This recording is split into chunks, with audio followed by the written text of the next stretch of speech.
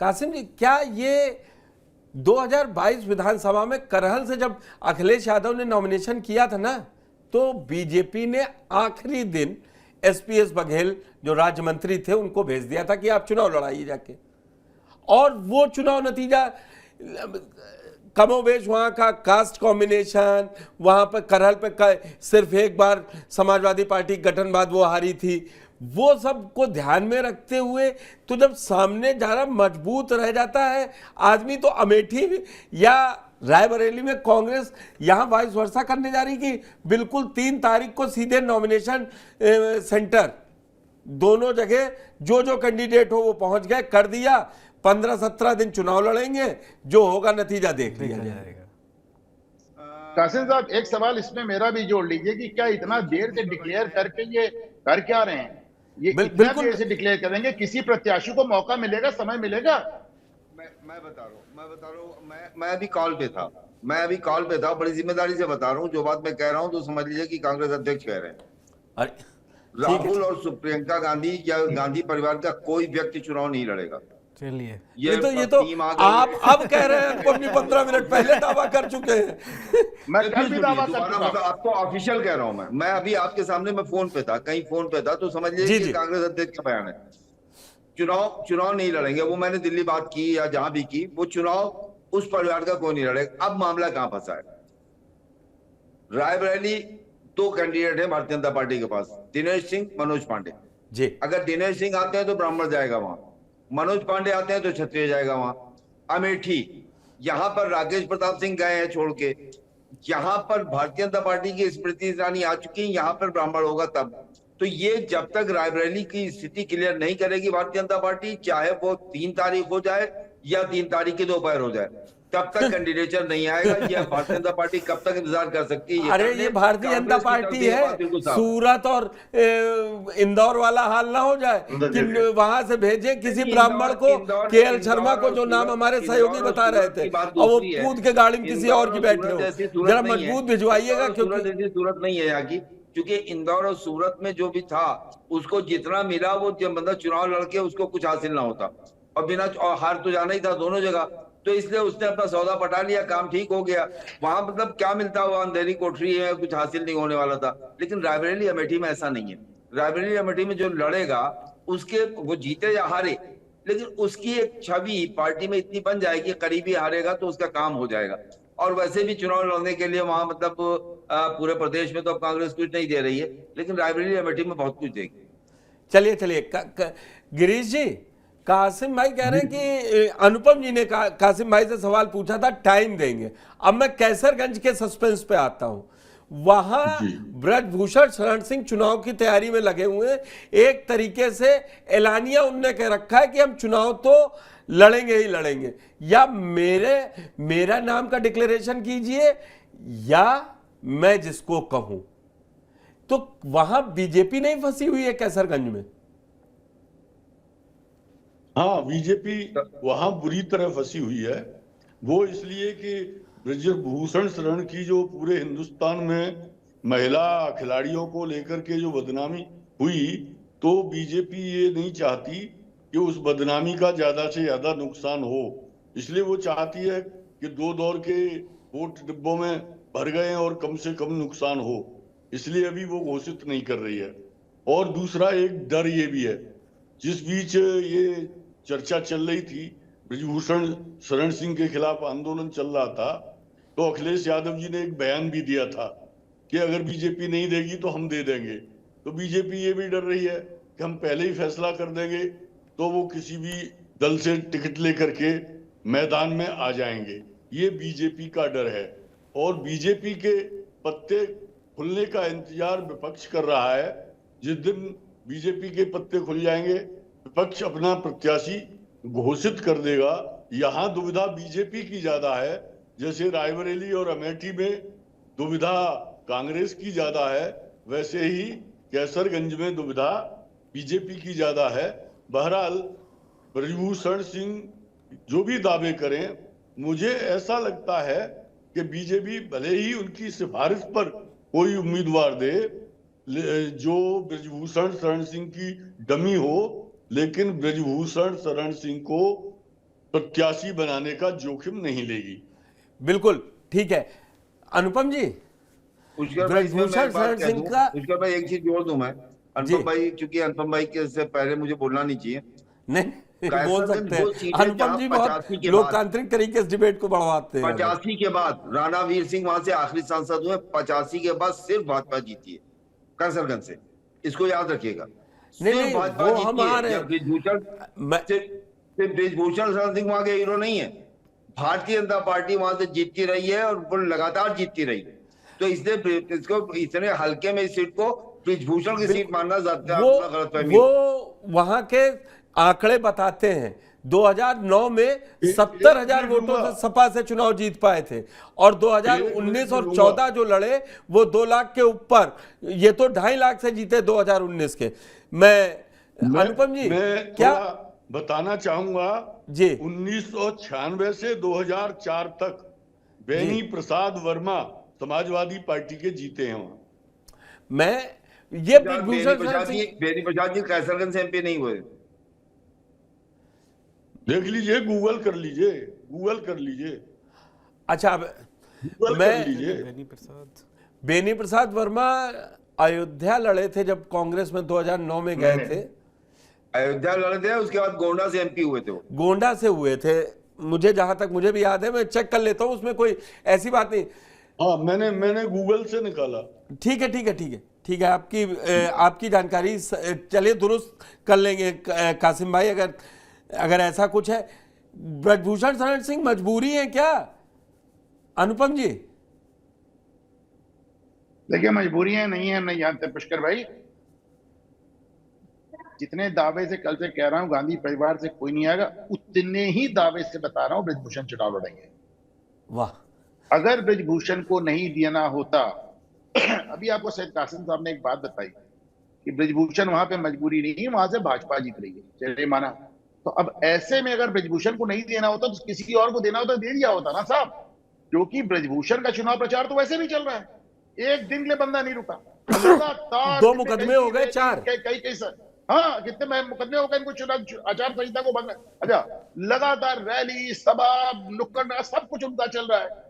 तो वो, अच्छा, आपको किसी और को लाना है तो उसको आप कोई समय नहीं देंगे। अभी तक कैसरगंज से भारतीय जनता पार्टी के टिकट न घोषित होने की इकलौती वजह यह है कि ब्रजभूषण शरण सिंह को टिकट मिल जाएगा। उनको थोड़ा सा तैयार किया जा रहा था कि साहब अपने लड़के को लड़ा दो, तो उन्होंने कहा वो तो पहले से विधायक है, फिर कहा चाहे तुम्हें भतीजे को लड़ा दे रहे यार, तो उन्होंने कहा ये भी तो मैं जवान हूं, अभी मुझे रिटायर करने को, मुझे मार्गदर्शक मंडल में नहीं डालो आप। फिर उन्होंने कहा साहब आप पे आरोप है, उन्होंने कहा क्या आरोप है यार, जमानत पे हूँ, जमानत पे तो सोनिया गांधी भी है, जमानत पे तो राहुल गांधी भी है, जमानत पे तो लालू यादव घूम रहे हैं, जमानत पे तो मीसा भारती, जमानत पे तो राबड़ी, जमानत पे तो तेजस्वी, मैं भी जमानत पे हूँ, मैं भी जमानत पे हूँ भाई, उनपे भी गंभीर आरोप है, मुझ पे भी गंभीर आरोप है, मैं भी जमानत पे हूँ। उन्होंने कहा वो आप देखिए 100% अगर ब्रजभूषण ही अपने भतीजे को न लड़ा दे, क्योंकि लड़का उनका पहले से विधायक है, तो ब्रजभूषण शरण को टिकट मिल जाएगा। लेकिन तीसरा चरण हो जाने दीजिए, आखिरी जाट वोट पड़ जाने दीजिए, आखिरी जाट वोट पड़ जाने दीजिए। नॉमिनेशन तीसरा चरण 7 तारीख को है, नॉमिनेशन की लास्ट डेट 3 तारीख है। मैंने इसीलिए तीनों सीट पे देखिए, अगर नॉमिनेशन की लास्ट डेट जब यशवंत सिंह का निलंबन 6 साल के लिए हुआ था, वो वापस हो गया, वो वापस हो गया है, वो एक अलग कहानी है कि वो घोसी से। यशवंत सिंह कोई नेता नहीं है, ना यशवंत सिंह आजमगढ़ में असरदार है, ना गाजीपुर में असरदार है, बूथ मतलब ये नहीं कि एक ब्लॉक नहीं संभाल सकते। नहीं, ऐसा है, घोसी में एमएलसी का चुनाव उन्होंने अपने लड़के को निर्दलीय जिता लिया।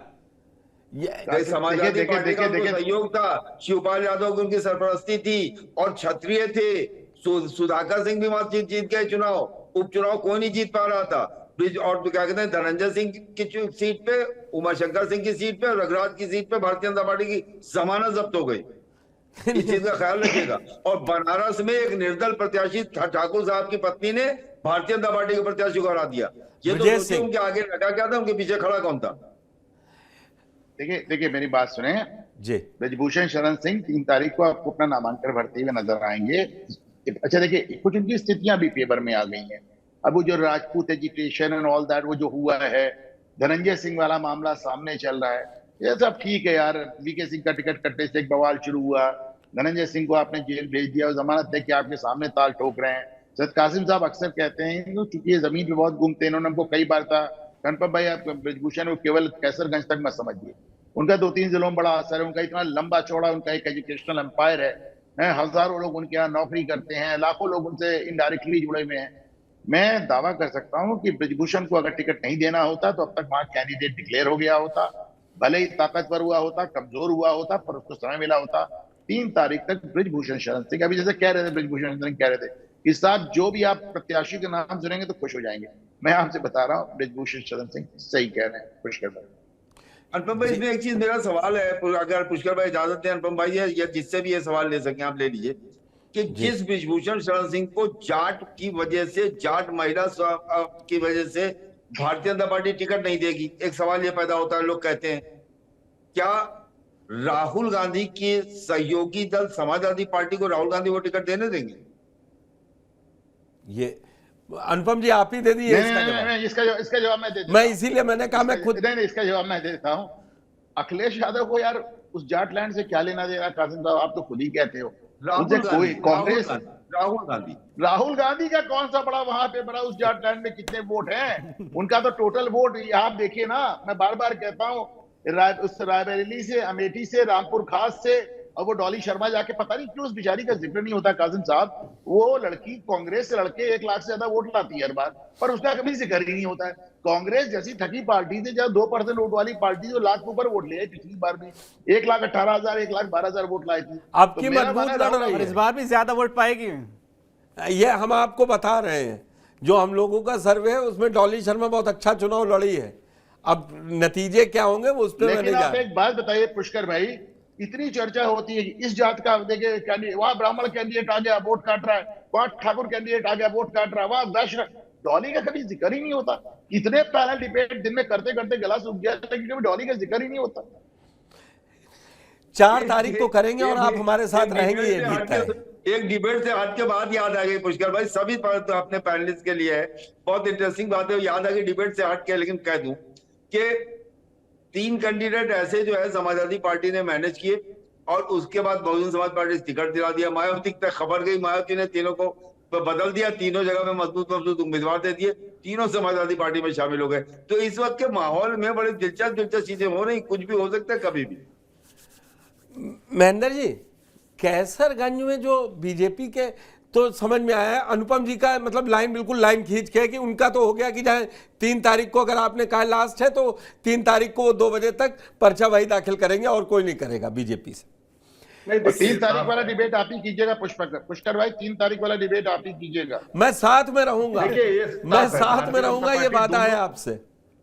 भारतीय जनता पार्टी दोनों रिस्क नहीं लेना चाहती थी। अगर पहले अनाउंस कर देते ब्रिजभूषण का टिकट जो है, तो एक तो वहां पे जो भी, जैसा अनुपम जी कह रहे हैं, निश्चित रूप से जाटों में जो है समस्या होती। उसके अलावा जो है एक इस तरीके से कई बार ये भी इल्जाम लगा है कि वहां पे पश्चिम में जो भी ये पंचायतें हुई उसके पीछे ब्रिजभूषण का भी कहीं न कहीं हाथ है। तो ऐसा नहीं है कि भारतीय जनता पार्टी ने उनको एकदम एश्योर कर दिया है कि नहीं आप चुनाव लड़ेंगे, कहीं न कहीं उनके भी nerve testing Bharatiya Janata party की टॉप लीडरशिप द्वारा की जा रही है। क्योंकि जो ये पूरे का पूरा पश्चिम में जो राजपूत नाराज है, इस पे बहुत चर्चा हुई, और जो फीडबैक है कि काफी संख्या में राजपूतों ने भारतीय जनता पार्टी के खिलाफ वोट दिया है। तो इसके पीछे चाहे सुरेश राणा हो, चाहे जो है वो संगीत सोम हो, संगीत सोम हो, चाहे वो जो है ब्रिजभूषण हो, तमाम, मतलब ब्रिजभूषण का वहां से उस क्षेत्र से सीधे रूप से कोई लेना देना नहीं है, लेकिन ऐसा तमाम, मैंने खुद टीवी चैनल पे रिपोर्टर्स को ये पूछते देखा कि आपको ब्रिजभूषण ने भेजा है, आपको किसने भेजा है। तो ये देखिए, ये राजनीति चल रही है, लेकिन मुझे जो लगता है जिस प्रकार से ब्रिजभूषण शरण सिंह का इस क्षेत्र में प्रभाव है, और सिर्फ कैसरगंज नहीं, गोंडा आप देखें, मतलब जो है उनके कई वो आसपास की कई सीटें हैं, गोंडा, अयोध्या, कई सीटें हैं, बहुत जगहों पे जो है उनका एक प्रभाव है। और वो एक ऐसा क्षेत्र है जहां पे इस तरीके की जो जो इल्जाम उन पे लगाए गए हैं उन इल्जामों को इतना संगीनता से नहीं लिया जाता है, जो बौद्धिक वर्जित की संगीनता से लिया जाता है। अगर वो छोटा सा इल्जाम पहले सत्य हो तो कासिम भाई से लूंगा इस पे। कासिम भाई एक मिनट पुष्कर भाई, सिर्फ छोटी सी मेरी बात जोड़ लें। अच्छा, जो इल्जामों की संगीनता की बात हो रही है, ब्रजभूषण ने अपनी पत्नी को चुनाव लड़ाया था और जितवाया था 96 में केतकी सिंह को। हाँ, तो ब्रजभूषण टाडा में अंतर थे। जी जी, उन पे इल्जाम था दाऊद इब्राहिम के लोगों से दाऊद से संबंध का इल्जाम था। दाऊद का उन पे इल्जाम था और उन्होंने अपनी पत्नी को जिता लिया था और उसके बाद भाजपा ने फिर उनको टिकट दिया। तो ये तो बहुत एकदम सीधे एंटी नेशनल इल्जाम लेके उन्होंने अपनी पत्नी को भी जिताया और फिर खुद भी जीते। वो उधर जो ना समझे, उधर जो उनका अनुपम भाई, पुष्कर भाई सुनिए, टेनी का लड़का जीप चढ़ाते हुए उसके विजुअल्स हैं और उसके बाद जेल चला गया, जेल में 307 उस पर लिखा गया, सब कुछ हो गया और उसके बाद टेनी का टिकट पहले राउंड में हो गया। देखिए भारतीय जनता पार्टी में जब मैं उसी पे आ रहा था, आपने बिल्कुल मेरे मुंह का सवाल छीन लिया, जवाब आपको देना था। मैं दो चीजें, जब टेनी का टिकट हो सकता है तो हरियाणा में इतनी चिंता की बात नहीं है कि ब्रजभूषण शरण सिंह को अगर कैसरगंज से लड़ा देंगे तो वहां हरियाणा की 10 सीटों में से 6 सीटों पे जाट परेशान कर देंगे। उन्होंने जब 3 महीने पहले, मैं सभी लोगों से थोड़ा सा अलग सोचता हूं।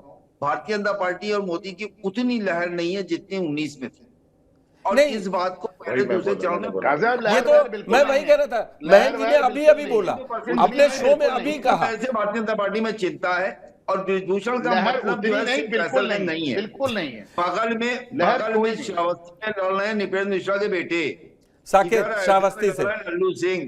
उधर बस्ती में देखिए ऐसा है ना कि और बहराइच रिजर्व सीट, मतलब जैसे अनुपम भाई बता रहे थे, ब्रजभूषण शरण सिंह के सिर्फ कॉलेज से 1 लाख लोग हर महीने लाभान्वित होते हैं। 1 लाख लोग, ये छोटी संख्या नहीं है। 1 लाख लोग जिसके यहाँ से अब मोदी जी 5 किलो राशन में पूरे देश का चुनाव लड़ रहे हैं और जौनपुर में, ठीक है पुष्कर भाई, इसके पहले कि आप डिबेट खत्म करो, टाइम खत्म हो, मैंने देखा कि अभी इन्होंने चुनाव आयोग ने वोटिंग डेटा फाइनल रिलीज किया है। हाँ, वो अभी अनुमानित चल रहा था, सेकंड फेज नहीं अनुमानित चल रहा था, पक्का आ गया है। सेकंड फेज में 67% है, करीब 67 है। दूसरे पहले फेज में भी 66 से ज्यादा है और दूसरे फेज में करीब 67 है। तो ये काफी जितना कम बताया जा रहा था उतना नहीं निकला।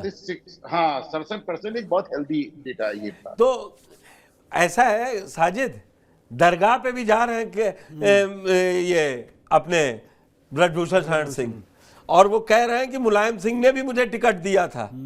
2009 का चर्चा कर रहे हैं।